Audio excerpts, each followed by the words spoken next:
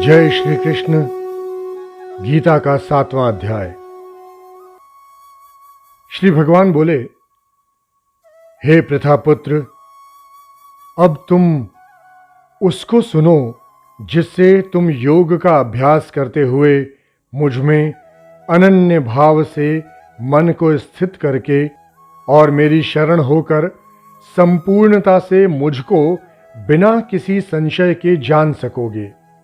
अब मैं तुम्हारे लिए उस परम ज्ञान को अनुभव सहित कहूंगा जिसको पूर्ण रूप से जानने के बाद भविष्य में इस संसार में तुम्हारे लिए अन्य कुछ भी जानने योग्य शेष नहीं रहेगा। सहस्रों मनुष्यों अर्थात हजारों में से कोई एक मेरी प्राप्ति रूपी सिद्धि की इच्छा करता है और इस प्रकार सिद्धि की प्राप्ति के लिए प्रयत्न करने वाले मनुष्यों में से भी कोई एक मुझको तत्व रूप से साक्षात्कार सहित जान पाता है। पृथ्वी, जल, अग्नि, वायु, आकाश, मन, बुद्धि और अहंकार, ये 8 प्रकार के भेदों वाली तो मेरी जड़ स्वरूप अपरा प्रकृति है। हे महाबाहु अर्जुन, परंतु इस जड़ स्वरूप अपरा प्रकृति के अतिरिक्त अन्य चेतन दिव्य स्वरूप परा प्रकृति अर्थात आत्मा को जानने का प्रयत्न करो, जिसके द्वारा जीव रूप से संसार का भोग किया जाता है। हे अर्जुन, तुम मेरी इन जड़ तथा चेतन प्रकृतियों को ही सभी प्राणियों के जन्म का कारण समझो और मैं ही इस संपूर्ण जगत की उत्पत्ति तथा प्रलय का मूल कारण हूं। हे धनंजय, मेरे अतिरिक्त अन्य कुछ भी नहीं है। जिस प्रकार माला में मोती धागे पर आश्रित रहते हैं, उसी प्रकार ये संपूर्ण जगत मणियों के समान मुझ पर ही आश्रित है।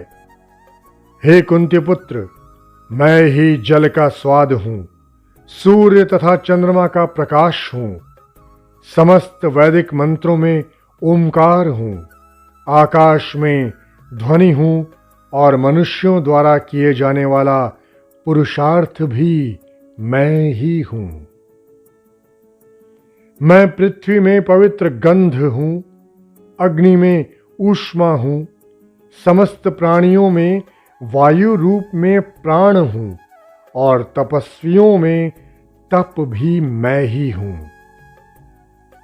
हे प्रथापुत्र, तुम मुझको ही सभी प्राणियों का अनादि अनंत बीज समझो।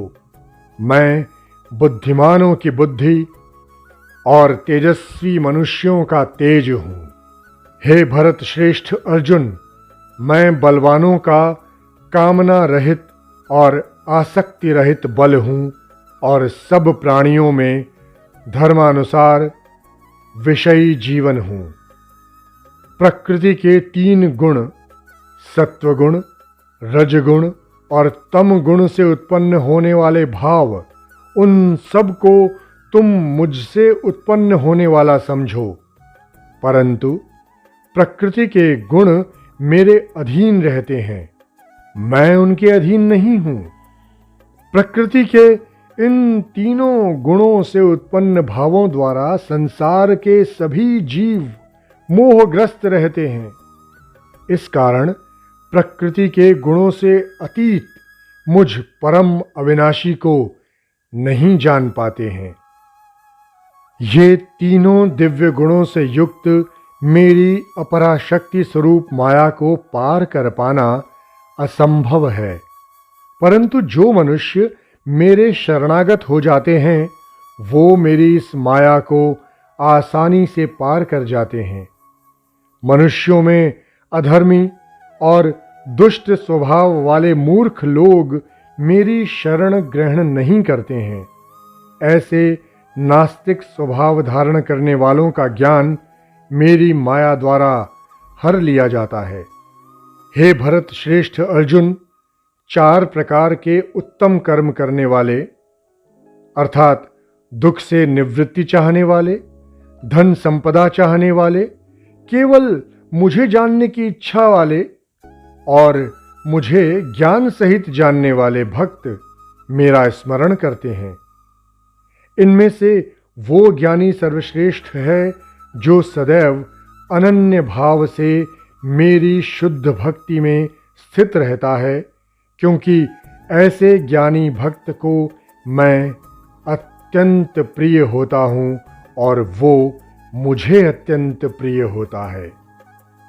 यद्यपि ये चारों प्रकार के भक्त उदार हृदय वाले हैं, परंतु मेरे मत के अनुसार ज्ञानी भक्त तो साक्षात मेरा ही स्वरूप होता है, क्योंकि वो स्थिर मन बुद्धि वाला ज्ञानी भक्त मुझे अपना सर्वोच्च लक्ष्य जानकर मुझ में ही स्थित रहता है। अनेकों जन्मों के बाद अपने अंतिम जन्म में ज्ञानी मेरी शरण ग्रहण करता है। उसके लिए सभी के हृदय में स्थित सब कुछ मैं ही होता हूँ। ऐसा महात्मा अत्यंत दुर्लभ होता है। जिन मनुष्यों का ज्ञान सांसारिक कामनाओं के द्वारा नष्ट हो चुका है, वे लोग अपने अपने स्वभाव के अनुसार पूर्व जन्मों के अर्जित संस्कारों के कारण प्रकृति के नियमों के वश में होकर अन्य देवी देवताओं की शरण में जाते हैं।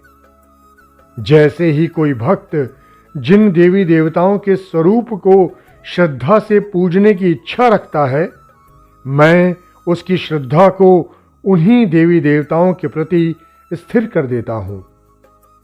वो भक्त सांसारिक सुख की कामनाओं से श्रद्धा से युक्त होकर उन देवी देवताओं की पूजा आराधना करता है और उसकी वो कामनाएं पूर्ण भी होती हैं, किंतु वास्तव में ये सभी इच्छाएं मेरे द्वारा ही पूरी की जाती हैं।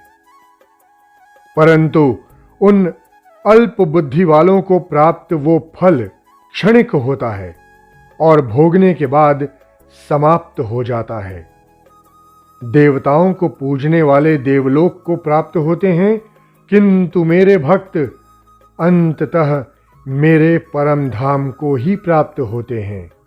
बुद्धिहीन मनुष्य मुझ अप्रकट परमात्मा को मनुष्य की तरह जन्म लेने वाला समझते हैं, इसलिए वो मेरे सर्वश्रेष्ठ अविनाशी स्वरूप के परम प्रभाव को नहीं समझ पाते हैं।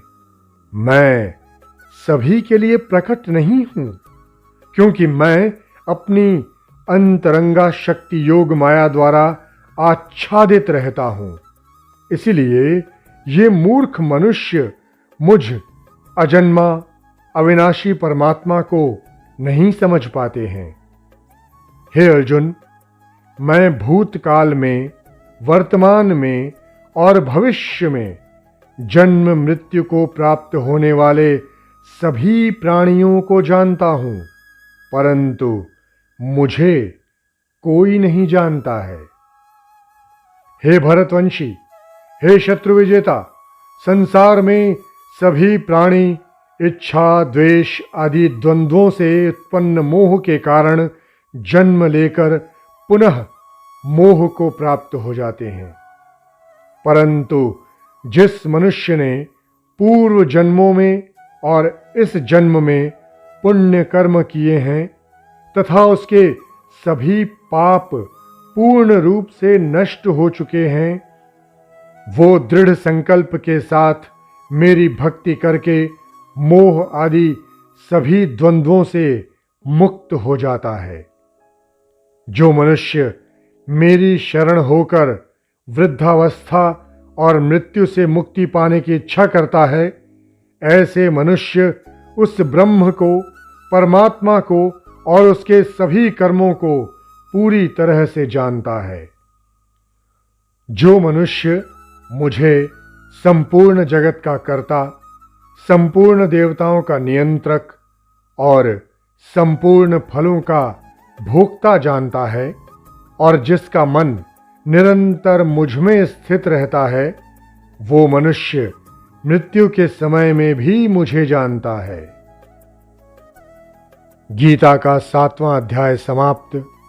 जय श्री कृष्ण।